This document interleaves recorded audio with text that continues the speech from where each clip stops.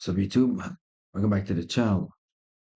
Listen, today we have a video in depth. I don't know why it's stuck on that frame, but it's whatever. But today we have another deep video. Actually, really and truly like making these videos because we get to such a deep side and we understand how things actually work on a deeper level, right? Because majority of things we see a very surface level.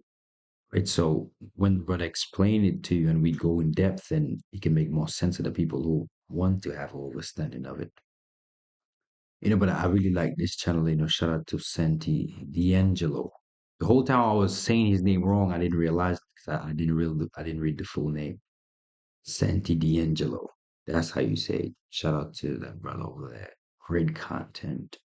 Speak in depth and I respect it a lot. But the title says Heal Your Weak Inner Child, the Psychology of Pleasure.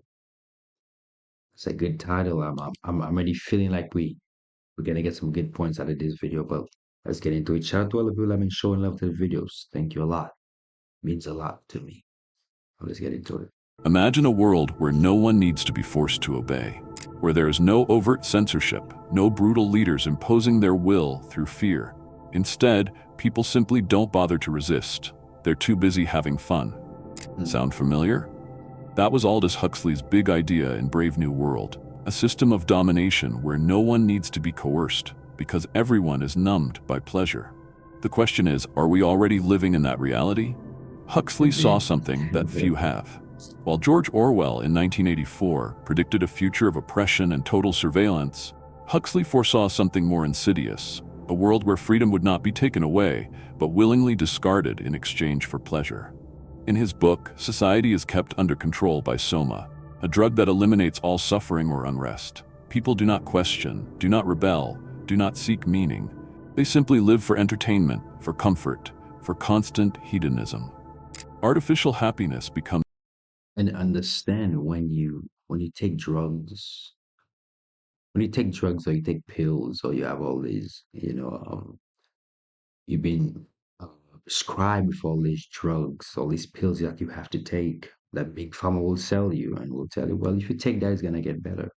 Knowing that deep down, it will never change your problem. It will never make you become a better person. All it will do is worsen what you have already, what you think you have. Sometimes you have nothing, but you think you have something. But just like you think you have something, they will tell you, well, I have a solution for you. A lot of times it's not a solution. It's all to add on to the nonsense you have already, right? And all that does is prolong whatever you're going through. It will never change. It will never better it in any way. It will make you feel like you're getting better because you can trick the brain into believing things that are not real. At times what people going through a lot of the times with depression, anxiety, being nervous, feeling fearful. That's all it is. Because you believe in it, so it becomes the reality that you live. Understand that if you believe in something on a long enough time frame, it will become your reality. It will be your everyday living. So that's why you should try to avoid thinking on things or even dwelling in certain things, actually. That's it. the perfect prison. Now look around you. We don't need a chemical to keep us distracted. We Mhm. dope ourselves with a barrage of daily stimuli. We endlessly scroll through our cell phones, jump from video to video, seek the next hit of dopamine in a like, a series, or an immediate pleasure. Our society is conditioned to avoid discomfort at all costs. The fear of pain has been replaced by the fear of boredom. Suffering is no longer seen as an essential stage of growth, but as something that needs to be immediately numbed. And the problem with that? Without discomfort, there is no evolution. Without questioning, there is no autonomy. The great illusion of constant pleasure is that it does not free us, it chains us. Huxley understood that a people who seek only comfort become easily manipulated. If Absolutely. distraction is enough to keep us occupied, there is no need for repression. Power does not need to watch us if we ourselves choose to live numb. The concept of harmless entertainment becomes the greatest weapon of social control. Does this mean that all forms of pleasure are bad? No. The problem is not pleasure itself, but when it becomes the only purpose. And that is exactly what modern society conditions Mhm. us to seek. Absolutely. After Yes, all, yes. think about what is behind social networks, algorithms, and notifications. There is a reason why you can never stop watching just one more video. There is a reason why you feel increasingly restless. And it's so funny to the point where, you know, social media is used as a weapon against you. A lot of times people don't even realize that. When you would just mindlessly scroll, not even realizing that these things are put in front of you for a certain reason. Directed to you, the person who's consuming it. So when you think on a deeper level, what social media is truly there for, it is not a good cause at all. There's more cons than pros, right? And it's all to keep you on the app, to keep you scrolling, keep you engaged in it, not picking the head up and realize, hold on, what am I doing? Let me put this down, right? And it could become very addicted, because it's feeding into what you like. It's feeding into exactly what you like to see, what you like to do. So it's giving you that on a consistent basis. That's why people are glued to their phone and they can never put it down. Never. So when you understand that, when you overstand actually that what they put in front of you is specifically targeting you as the person based on what you like, because they studied you already. They know exactly what you like, what you dislike. You know, they know. So that's what you have to know. You have to know that that is a weapon used against you to keep you on the app, to keep you scrolling, to keep you distracted from everything that they do. When you could realize that. When you don't have your cell phone in your hand. The reality is that pleasure can be a form of domination as powerful as any dictatorship. The difference is that, unlike traditional oppression, where the enemy is clearly identified, the prison of pleasure is sneaky. It does not come from an authoritarian leader, but from a system that knows exactly how to exploit their Oh, biological thank you so weaknesses. much. The scariest thing? Most people don't even realize they are trapped. As Huxley already warned, a society subjugated by pleasure sees no need to free itself because the prison seems too comfortable. But then the crucial question arises: if we are becoming hostages to pleasure, who is in control? And more importantly, how does this happen at the neurological and psychological level? If you've ever tried to just check your phone and before you know it, an entire hour has passed, know that this is no accident. This is behavioral engineering. Immediate pleasure is not just a human desire. It has been commoditized, refined, maximized, and sold by billion-dollar attention industries. And if Huxley predicted a world where people would be distracted into submission, modern neuroscience explains how this happens at a biological level. The culprit: dopamine. Dopamine is the neurotransmitter of desire. Contrary to popular belief, it doesn't produce pleasure. It produces the anticipation of pleasure. It's what drives you to open. Puts you in a place of it feels good. I'm feeling good right now. I'm in a good place, a comfortable place. And for a long time, I've always spoke on comfort. Comfort is one of and that's why sometimes I would say I hate comfort. I hate it. I hate it with, with everything that comes with it. I just hate it. I do not. I hate it.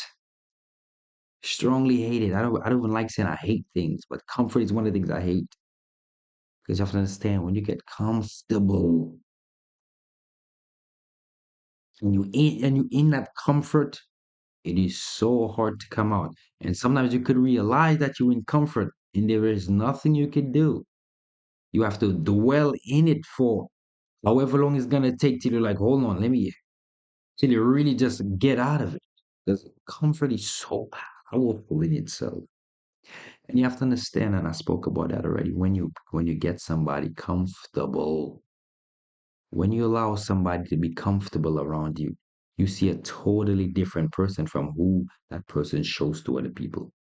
That's how powerful comfort is, right? So you have to understand that if you're somebody who's easily drawn to comfort, or you in a lot of trouble, because when you realize that that comfort is not always something good for you, you realize that it will only be detrimental to you. It will not push you forward. It will not challenge you in a way. It will not tell you, hey, listen, you got to do this, that, and that. It will just keep you in a place of stagnation, feeling good all the time. Why do you always want to feel good? If you want to push forward in life and become somebody, become better at life, become a better person, become a better man, a better woman, a better son, a daughter, father, a son, something, right? Comfort will not help you with that at all. At all. At all. It will not help you. And I have an understanding of why people do not like comfort. Because the opposite is uncomfort. Being uncomfortable is not a good thing, but guess what? It's not a good feeling that you get, but it is a good thing that's gonna push you forward. That's gonna make you realize, well, you did something wrong because you clearly didn't achieve what you wanted to. And all that will do is teach you that the failure that you have today, you get better it tomorrow by not doing the same thing that you did yesterday. So you have to understand that these things are so powerful. You have to understand, okay, where am I at? Am I somebody who love comfort? Am I somebody who love being uncomfortable?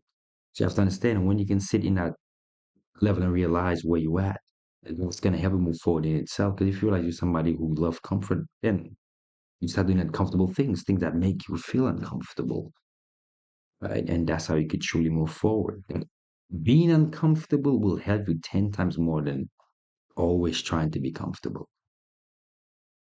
To understand that, please, that's very important. You know, trust me. Instagram again, to scroll through your feed again, to wait for the next notification. It's a system designed to keep you searching, never feeling satisfied. And big corporations understand this better than anyone. Apps, social media, video games, pornography, they're all Absolutely. designed to activate this relentless cycle of search and reward. Absolutely. Small, unpredictable, and addictive stimuli that keep you coming back for more. You think you're in control, but your brain is programmed to always want more. The concept of the hedonic treadmill explains why this happens.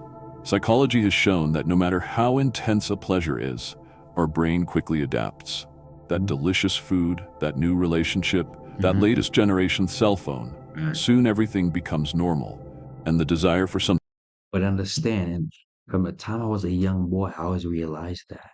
As I grew into my teenage years, I realized that no matter anything you get, and it happened to me because I realized it within myself as well. No matter how brand new it is, you can get something brand new today. All it takes for you to use it for 2 weeks. And all the passion, all the excitement, all the high level of dopamine you feel, it will be gone. And whatever you was cherishing for these 2 weeks, now you might just have it somewhere laying somewhere, not giving, not carrying in the world where it is. So you have to understand, and that's why material vanity ties into, a lot of things. Very materialistic people, they're never truly happy because they always want. I always, but I want something. I want that new, that. And never truly happy within their soul because they chasing something that is outside of them, something that is man-made, something that is created, not knowing that the self-love or the self-validation come from within. It is something that you have within you. It's inside of you. It's not something you get outside. It's not something you talk to people and they give it to you, or you want the crowd to cheer you on. No, it is the love that is within you and within your heart, the vibration that you feel within your body. That's what's important. The external things mean nothing if the internal is messed up and corrupt. No matter how much external you do, If the internal is messed up and corrupt, nothing will change for you. You will never be happy. You will never be content. You will never feel full within yourself because because you're working on the wrong things. You're working on the wrong things. When you realize the internal is more important than the external, life will make more sense to you, and you will understand that if the internal is right, the external will be better, right? Because you take care of the root problem. The root problem is you taking care of the internal. When the internal is done, then the external will shine because the internal is good. And that's what you have to realize and realize, well, nothing outside of you can make you happy. Please understand that. Other people can make you happy. The materialistic vanity cannot make you happy.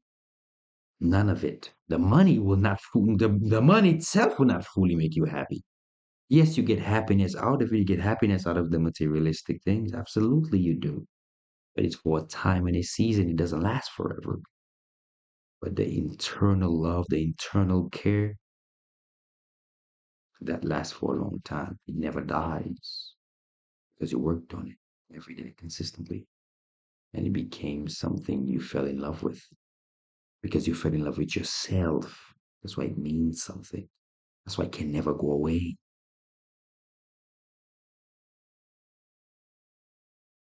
Something new reappears. We are eternally chasing a pleasure that never lasts. And this is exactly the characteristic that companies exploit. The feed never ends. The next video always loads automatically. The rewards are intermittent and unpredictable, just like in a casino. It's not a coincidence, it's manipulation. The problem? The more we stimulate this system, the more demanding it becomes.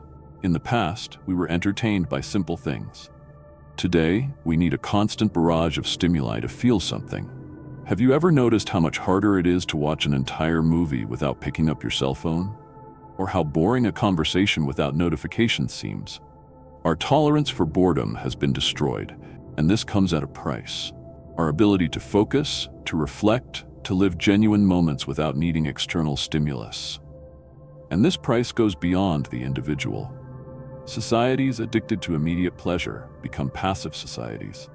The philosopher Neil Postman already warned about this in the book Amusing Yourself Until You Die.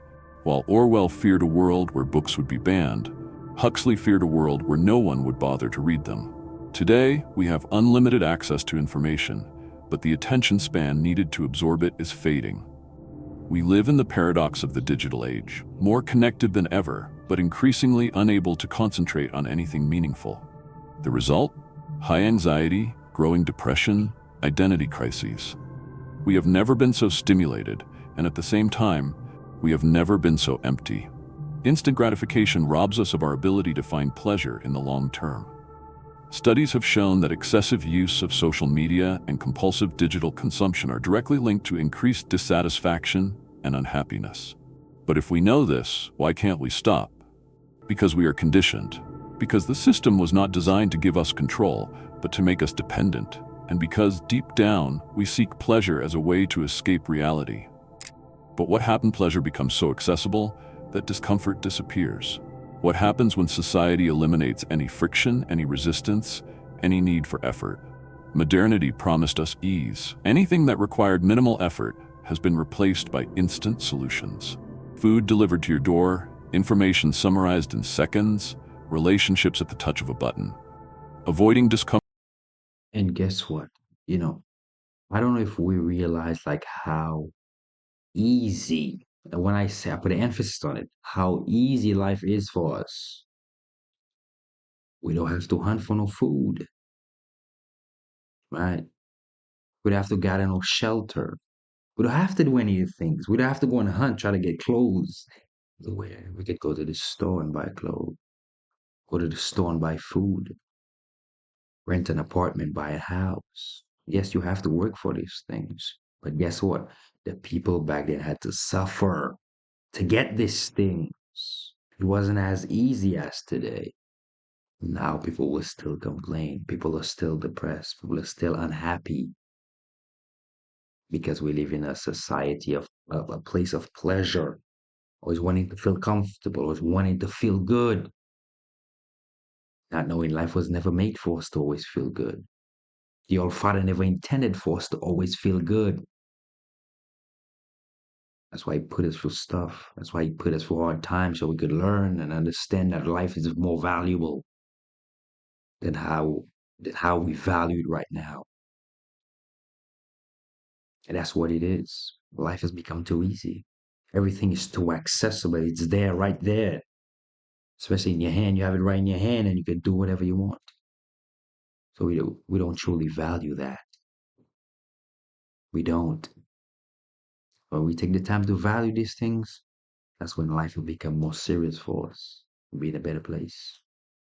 Comfort has never been easier. But there's a problem with that. Anything that's too easy weakens us. Historically, humans have always had to deal with hardship. Cold weather required us to build fire. Hunger Absolutely. made us hunt. Absolutely. Loneliness drove us to build communities. Thank you. Growth came from resilience, That's what I'm from the talking need about. to overcome obstacles. Mhm. But what if obstacles disappeared? What if the world became so convenient that effort became optional? The philosopher Nassim Taleb calls this anti-fragility, the principle that systems, including the human body and mind, need stress to grow stronger. Just as muscles weaken without exercise, minds become fragile without challenge. The modern obsession with comfort isn't just making us lazier, it's making us weaker, more anxious, and less able to deal with any real hardship. Evidence of this is everywhere. Studies show that societies where physical exertion is minimal have higher rates of depression. Excessive comfort makes us more sensitive to minor annoyances, more impatient, and more prone to emotional crises. If everything is within our reach without effort, any challenge becomes unbearable. What would once have been a minor frustration now feels like an emotional breakdown. And worse, without effort, there is no genuine satisfaction. This explains why so many people, despite having everything conveniently available, still feel empty. Instant pleasure can temporarily numb this emptiness, but it never truly fills it. And the reason why a lot of people feel empty, the reason why a lot of people feel depressed, they're nervous, they feel so fearful, is because the life they live, it has no value, it holds no value. That's why you feel empty. Because the life you're living, it has no purpose. It has. And you can have the money, you can have the fame, you can have all the things, but it still doesn't mean nothing. It holds no value. That's why you see people who have money kill themselves. They'll still hang themselves. You see people with money, they're still unhappy. I'm not happy. Why are you not happy? Why are you not happy? Because the life they live, it has no purpose. They don't have a reason to live. What is your reason to leave? You don't have one. So therefore you cannot be happy. You can't. Some people live there for the family. That's what makes a man happy. He live for his family. He work hard so he can take care of his wife and his kids. That's what makes him happy. He has a purpose. But some people have no purpose. They have nothing. They live for nothing. That's why they're depressed. That's why they don't feel good. That's why they have to take medication to feel good. That's why they smoke, they drink endlessly. That's why. That's why they eat endlessly. Then they get overweight. Then they're unhappy even more because their body not healthy, so their mind not healthy. It's deeper than what you see in people. It's not a surface thing. Stop thinking it's a surface thing. It is deeper than what you see it. Understand that unhappiness comes from a place of you not living you're not living the life you want to live. Depression is the same thing. All this things come from the same place. You're not being where you want to be, not having a purpose for you living. Have an understanding of that. Let's continue. Technology has taught us that we can avoid any discomfort, but it has not taught us how to deal with the lack of purpose that comes with it. Have you ever noticed how activities that require effort, exercise, deep reading, difficult projects, bring more lasting satisfaction than the superficial pleasure of a short video or endless scrolling? This is no coincidence. The problem is that society does not encourage this. The logic of the market demands that we continue to consume. If you are comfortable, content, and independent, you buy less. But if you are always seeking the next stimulus, always trying to fill a void, then you become the perfect consumer. And this is exactly the dynamic that keeps us trapped. A cycle where we avoid immediate discomfort but pay the price of constant dissatisfaction. The great irony is that the very thing that seems to free you may actually be imprisoning you. Excessive Absolutely. comfort creates dependency. Dependency takes away your freedom. And without freedom, you no longer choose your path. It is chosen by those who know exactly how to keep you entertained, distracted, and always seeking more. But there is a way out, and it starts with a simple decision: understanding that pleasure is not the goal, but rather a consequence. True purpose lies not in what is easy, but in what is meaningful. If pleasure cannot be the ultimate goal, then what should it be? The philosopher Viktor Frankl, a survivor of Nazi concentration camps, asked this question when faced with the polar opposite of comfort: absolute suffering. While many believed that happiness was the ultimate purpose, Frankl realized that those who survived were not those who sought pleasure, but those who Absolutely. found meaning, a greater reason to continue, something beyond hedonism itself. His conclusion was simple but brutal. The Mhm. direct pursuit of pleasure leads to emptiness. The pursuit of purpose leads to real. And having an overstanding of that is very important. And if you chase happiness constantly, you always want to be happy, you always want to be in a good place, you are looking to do the wrong things. Because when somebody say, I want to be happy, what can I do to make that person happy? What can I do to make myself happy? If you're constantly chasing happiness, you will not achieve anything because it was never made for us to be happy. It was made for us to fight endlessly, fight through life and get better and adapt to new things, learn new things. If you're learning something new, you're not always happy. If you want to achieve something, you want to get to a certain place in life. That's not you being happy. That's you on a mission. Focus on that mission, going for it, getting something done, learning something new, failing, doing it again, failing again. Oh my God, let me do it again. Doing it again, understanding where you fail at so you can do it better the next time. That's what it's about, not me being happy about it. I want to be proud at the end. That is my goal. I want to be proud. I want to look back and say, guess what? Guess what? I achieved the things that I want to achieve. Not because I wanted to be happy, because I wanted to put in the work. I wanted to work hard. That is why I'm here today, and I'm thankful for that. Not me, oh, let me just chase happiness. It's not about happiness.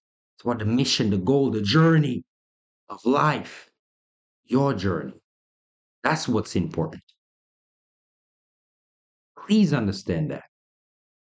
Real and lasting satisfaction. This insight shatters one of the greatest modern myths, that we should avoid discomfort at all costs. The problem is not pleasure itself, but the obsession with instant gratification without a higher purpose. Pleasure, when pursued as an ultimate goal, becomes a prison. But when it is the consequence of meaningful effort, it becomes something genuine. And this is where discipline comes in. Many people view discipline as deprivation, when in fact it is the true path to freedom. Absolutely. Think of anyone you admire: a great artist, an elite athlete, a brilliant thinker. None of them got to where they are simply by following momentary impulses. That's what I'm They all saying. understood a It's fundamental principle: important. that which is valuable requires effort. Easy pleasure may seem like freedom, but it is just a mechanism of control. Mastery over yourself, your desires, and your actions is what defines true autonomy. The problem. And, we live in a place where, you know, discipline, a lot of people lack a lot of discipline, even on a day-to-day basis. The things they take part in, that shows you that they have no discipline. They oversmoke, overdrink, overeat, right? Overindulge in low-level behavior. So you can tell that person lack discipline. So when you understand that you need to be disciplined within yourself for everything you do, it's a part of your life. It becomes your life. It's not something you do when you feel like it. So understand that discipline is a very strong thing. When you discipline, people look up to you because you you stand out from everybody else. You're not doing everything like everybody else, right? And that's the importance of discipline. It's gonna push you for. It's gonna push you forward. Trust me, it will, because it's gonna put you in a place where you have to make a decision. Always have to make a decision. Well, you might not like it, but guess what? It's for the better. It's for the better for you and your future. So the decision you make will either help your future or break your future. And that's the importance of it. And that's why I love discipline. The problem is that the world does not encourage this autonomy. Social media, entertainment, consumption, they are all designed to capture your attention and keep you spinning on the wheel of immediate pleasure. But there is a way out. Small habits can begin to reverse this conditioning. Learning to tolerate boredom without seeking distractions, embracing physical and mental challenges that require real effort, setting goals that go beyond the short term. Simple things, but they break the cycle of addiction to instant gratification. Does this mean that we should reject pleasure? No. Not at It means that all. we must redefine our relationship with it. Pleasure should be a reward, not a goal. It must come as a result of something built, achieved, and not just handed to you on a silver platter by an algorithm designed to keep you dependent. The final question is, do you want to live at the mercy of external stimuli, or do you want to regain control of your own life? The answer lies in what you decide to do now. In order for you to take control of who you are and yourself is understanding that you must not allow anything outside of you to control you. The minute you allow things outside of you to control you, guess what? You have lost your power to whatever you allow to control you.